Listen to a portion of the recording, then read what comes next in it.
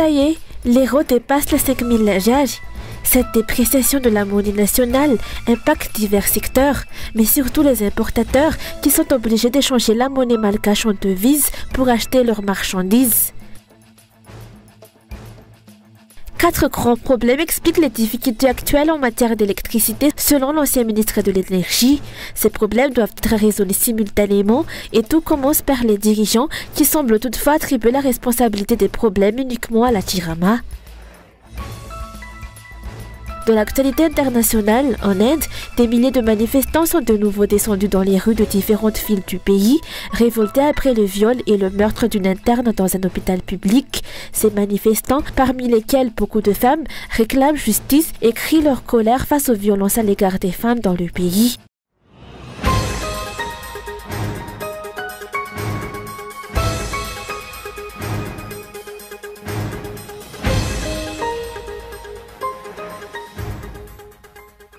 La rial continue de se déprécier. Aujourd'hui, le 17 août 2024, 1 euro équivalait à 5059 lajaj. Cette dépréciation impacte divers secteurs, mais les importateurs qui sont obligés d'échanger la monnaie malgache en devises pour leurs achats à l'étranger sont particulièrement affectés. Auparavant, l'euro était échangé à 4000 rial, tandis qu'il est maintenant à 5000 rial. Les marchandises qui coûtaient 4 millions d'ariars sont désormais à 5 millions d'ariars. Les produits comme le savon, l'huile, le sucre et le sel, qui étaient à 4 000 ariars, coûtent maintenant 5 000 ariars. Il est évident que cela a un impact significatif sur nous, les importateurs. Si nous avions besoin de 200 millions d'ariars auparavant pour acheter des marchandises, nous devons désormais débourser 250 millions d'ariars. Selon les opérateurs, les dirigeants devraient établir une politique claire pour limiter la dépréciation de la monnaie nationale. En effet, au-delà des opérateurs économiques, la population malgache dans son ensemble ressent également les effets de cette dépréciation. Il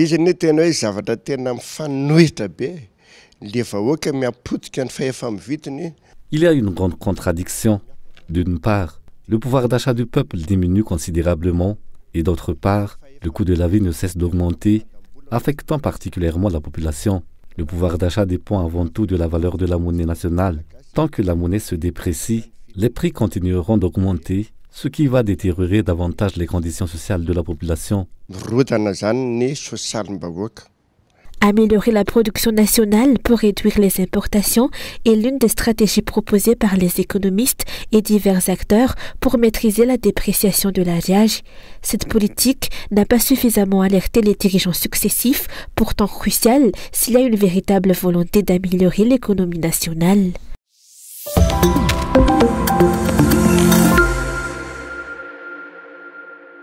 4 grands problèmes expliquent l'insuffisance actuelle de l'approvisionnement en électricité par la société Chirama, selon l'ancien ministre de l'Énergie et des hydrocarbures. Outre les problèmes de gestion, la véritable racine du problème réside dans l'absence de politique globale de la part des dirigeants. Il y a des problèmes techniques à résoudre, mais ce n'est pas tout, il y a aussi des problèmes financiers, de gouvernance et de personnes. Je répète qu'il est essentiel de traiter ces problèmes de manière globale, plutôt que partielle. C'est comme si vous aviez une voiture avec des problèmes de frein, de carburant et de pneus, et que vous ne changiez que les pneus, la voiture ne bougera toujours pas car elle manque de carburant. Il faut résoudre ces 4 problèmes simultanément. Ces éléments sont interdépendants pour résoudre le problème de l'approvisionnement en électricité dans le pays, a déclaré l'ancien ministre. Il a particulièrement insisté sur l'inclusion du fioul lourd de Tsimrour dans le plan de réhabilitation de la société Chirama. Si je devais élaborer un plan de redressement, Tsimrour serait impérativement inclus. Si vous achetez du fioul lourd de Tsimrour, vous ne devriez pas le faire en devise, car il provient de votre terre. À la lumière de la récente rencontre entre le Premier ministre et les députés, les dirigeants semblent rejeter la responsabilité des problèmes d'électricité dans le pays sur la Chirama. Cependant, la majorité des acteurs s'accordent à dire que l'élaboration de stratégies pour résoudre ces problèmes doit commencer au niveau des dirigeants. Il sera donc difficile de trouver une solution à moins que ces derniers ne développent une vision claire pour l'approvisionnement en électricité.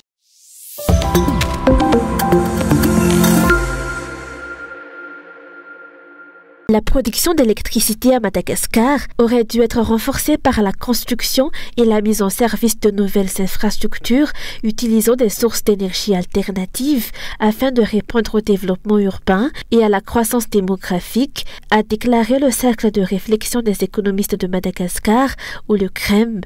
Les fréquentes coupures d'électricité que subissent actuellement les Malgaches sont le résultat d'une mauvaise gouvernance persistante depuis de nombreuses années. Gérer, c'est prévoir.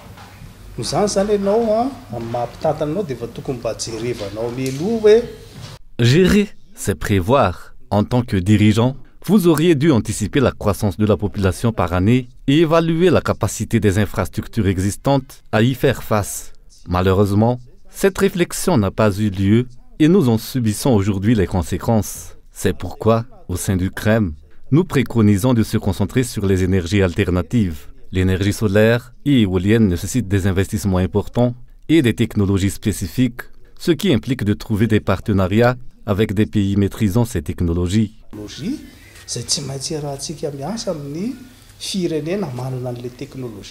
Redresser la société Jirama sera donc difficile sans une augmentation significative de la production d'électricité locale. Pour y parvenir, il est essentiel de mettre en place une politique claire en matière de gestion et de gouvernance.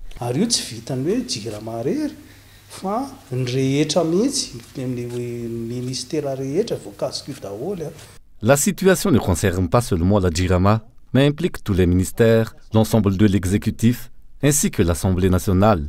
Plutôt que de se rejeter la faute, il est crucial de se concentrer sur la recherche de financement et de déterminer les actions précises à entreprendre. Résoudre ce problème ne se fera pas du jour au lendemain, car il faut que chacun comprenne qu'augmenter la production d'électricité est difficile.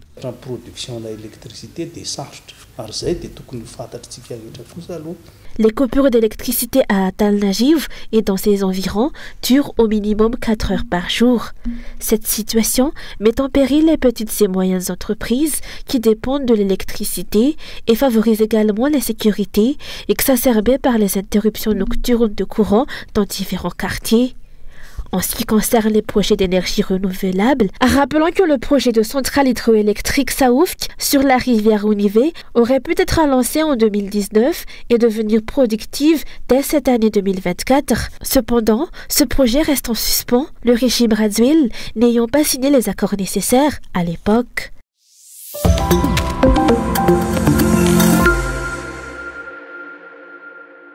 Les dernières élections tenues dans le pays ne reflètent pas la démocratie, que ce soit l'élection présidentielle forcée ou les élections législatives entachées de fraude et de manipulation de voix.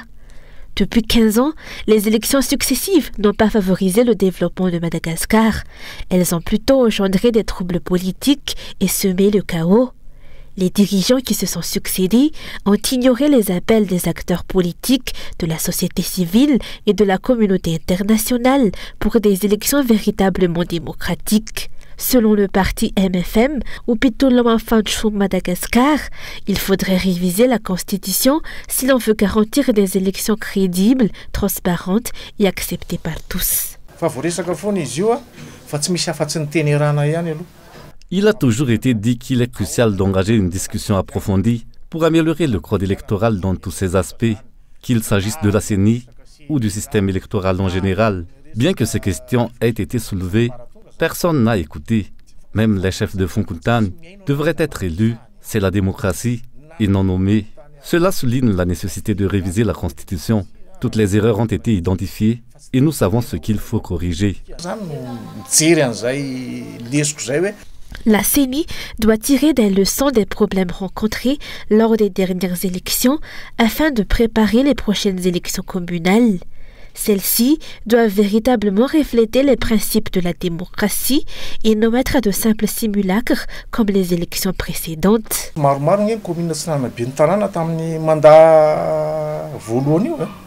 Durant le précédent mandat, de nombreuses communes étaient sans maire, mais les mandats ayant expiré, on ne peut désormais qu'attendre les nouvelles élections. C'est un problème de gouvernance. Comment se fait-il que des communes soient sans dirigeants pendant 5 ans? Que pensent les localités voisines de cette situation? Malheureusement, dans notre pays, les calculs politiques semblent toujours primer.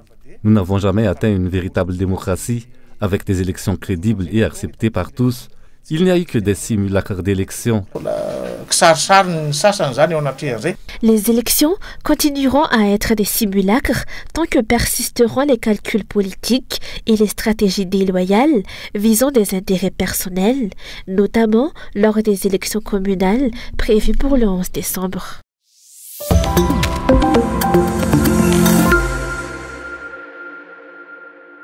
La campagne de vente de fournitures scolaires à prix abordable, organisée par le VMMM, l'association des femmes Malagas Miaramieng, se poursuit. Aujourd'hui, c'est la commune d'Alassour dans le district d'Avaradjan qui en a bénéficié. Cette initiative, visant à alléger les parents, a attiré de nombreux intéressés. Selon eux, les fournitures scolaires sont proposées à des prix très avantageux, surtout compte tenu de leur qualité. Les cahiers sont à seulement 13 000 lariari.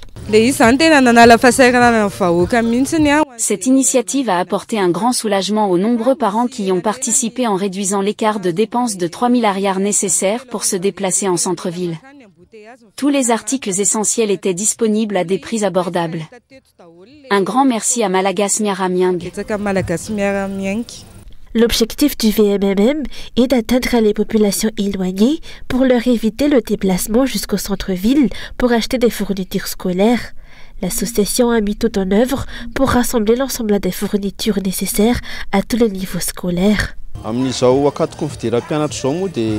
À l'approche de la rentrée scolaire, Malagas Miaramieng est venu à Alassour, comme convenu avec les parents, pour vendre des fournitures scolaires. Les prix sont très abordables et la qualité est excellente.